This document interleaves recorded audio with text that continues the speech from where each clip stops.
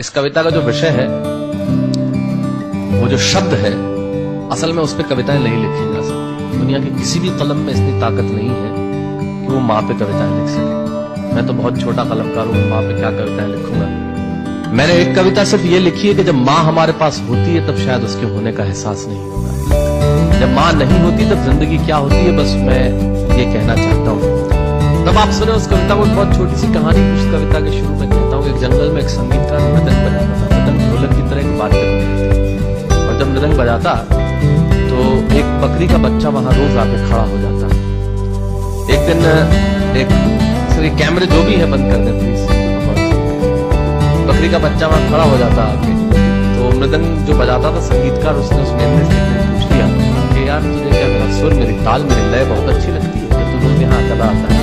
वो बोला, मैं नहीं जानता कि आप क्या बजाते हैं, न मुझे सुर की समझ, न ताल की समझ, न लय की समझ।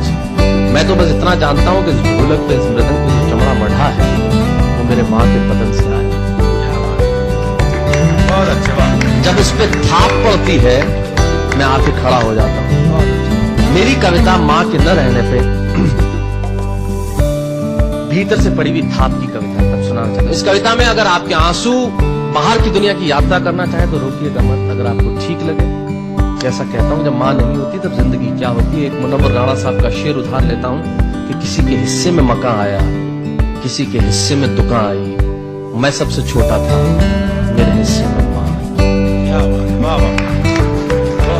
तब कहता हूं कि कल जब उठकर काम पर जा रहा था तो अचानक लगा कि कोई रोक लेगा मुझे। कल जब उठकर काम पर जा रहा था तो अचानक लगा कि कोई रोक लेगा मुझे और कहेगा, खड़ा खड़ा दूध मत पी, हजम नहीं होगा। मुझे लगा कोई कहेगा, खड़ा खड़ा दूध मत पी, हजम नहीं होगा, 2 घड़ी सांस ले ले, अरे इतनी ठंड और कोट भूल गया, इसे भी अपने पास ले ले। मन में सोचा, माँ रसोई से बोली होगी जिसके हाथों में सना आटा होगा। अगली पंक्ति के खालीपन से जुड़े और जुड़े तो मुझे बताएं। मन में सोचा, माँ रसोई से बोली होगी जिसके हाथों में सना आटा होगा, और पलट के देखा तो क्या मालूम था कि वहां सिर्फ सन्नाटा। पलट के देखा तो क्या मालूम था कि वहां सिर्फ सन्नाटा होगा। अरे अब हवाएं ही तो बात करती है मुझसे। जब कोई नहीं होता तब अंतरिक्ष बात करता है, निर्वात बात करता है, वैक्यूम बात करता है। तब कहता हूँ, अरे अब हवाएं ही तो बात करती है मुझसे। लगता है जब जाऊंगा किसी खास काम से तो कोई कहेगा दही शक्कर खा ले बेटा, अच्छा शगुन होता है। कोई कहेगा गुड़ खा ले बेटा, अच्छा शगुन होता है। पर मन इसी बात के लिए तो रोता है कि सब कुछ है माँ, सब कुछ, जिस आजादी के लिए तुझसे मैं सारी उम्र लड़ता रहा। आपने अपने बचपन में देखा होगा, माँ हमें टोकती है, यहाँ मत जा, वहां मत जा, ये मत कर, वो मत कर, तब हम आजाद होना चाहते हैं। और आजादी की कीमत कितनी बड़ी देनी पड़ती है। अगर कम शब्दों में मैंने ठीक बात कह दी हो तो इसका एहसास मुझे जरूर कराइएगा कि सब कुछ है माँ, सब कुछ, जिस आजादी के लिए तुझसे मैं सारी उम्र लड़ता रहा वो सारी आजादी मेरे पास है। फिर भी न जाने क्यों दिल की हर धड़कन उदास है। कहता था ना तुझसे मैं वही करूंगा जो मेरे जी में आएगा, और आज मैं वही सब कुछ करता हूं जो मेरे जी में आता है। बात ये नहीं है कि मैं जो चाहूं कर लूं, मुझे कोई रोकने वाला नहीं है। बात है तो इतनी सी कि सुबह देर से उठूं ना तो कोई टोकने वाला नहीं है। बहुत अच्छे, वाह वाह, बहुत अच्छे, वाह वाह वाह वाह। बात है तो इतनी सी कि सुबह देर से उठूं ना तो कोई टोकने वाला नहीं है। रात को देर से लौटूं तो कौन नाराज होगा भला, कौन कहेगा बार बार कि अब कहां चला। आप ही के जिंदगी के कुछ दृश्य चुराता हूं और आप ही को सौंपता हूं। रात को देर से लौटूं तो कौन नाराज होगा भला, कौन कहेगा बार बार कि अब कहां चला। दोस्तों के साथ घूमने पर उल्हाने कौन देगा, मेरे वो तमाम झूठे बहाने कौन देगा। सच कहा साहब, गम की चोटें जख्मों पे फौलाद से ज्यादा क्या होगी, और माँ की दौलत दुनिया में औलाद से ज्यादा क्या होगी। तब कहना चाहता हूं कि रात को देर से लौटूं तो कौन नाराज होगा भला, कौन कहेगा बार बार कि अब कहां चला। दोस्तों के साथ घूमने पर उल्हाने कौन देगा, मेरे वो तमाम झूठे बहाने कौन देगा। कौन कहेगा कि इस उम्र में क्यों परेशान करता है। हाय राम, ये लड़का क्यों नहीं सुधरता है। पैसे कहां खर्च हो जाते हैं तेरे, क्यों नहीं बताता है। सारा दिन मुझे सताता है, रात को देर से आता है, खाना गर्म करने को जागती रहूं, खिलाने को तेरे पीछे भागती रहूं, बहाती रहूं आंसू तेरे लिए, कभी कुछ सोचा है मेरे लिए। खैर मेरा तो क्या होना है और क्या हुआ है, इस बुढ़िया का तो क्या होना है और क्या हुआ है। तू खुश रह लेना यही दुआ है, और आज तमाम खुशियां ही खुशियां। जीवन में जो सर्वश्रेष्ठ एक पंक्ति जो ईश्वर ने मुझे सौंपी वो मैं आपको सौंपता हूं।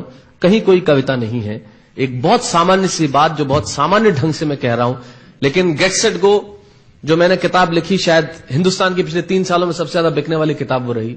14 भाषाओं में उसका अनुवाद हुआ। वाह वाह में मैं रोज टीवी पे बोलता हूं, मेरे लाखों लफ्ज कुर्बान करता हूं सिर्फ उस एक पंक्ति पे जो ईश्वर ने मुझे सौंपी, और कहीं कोई कविता नहीं है।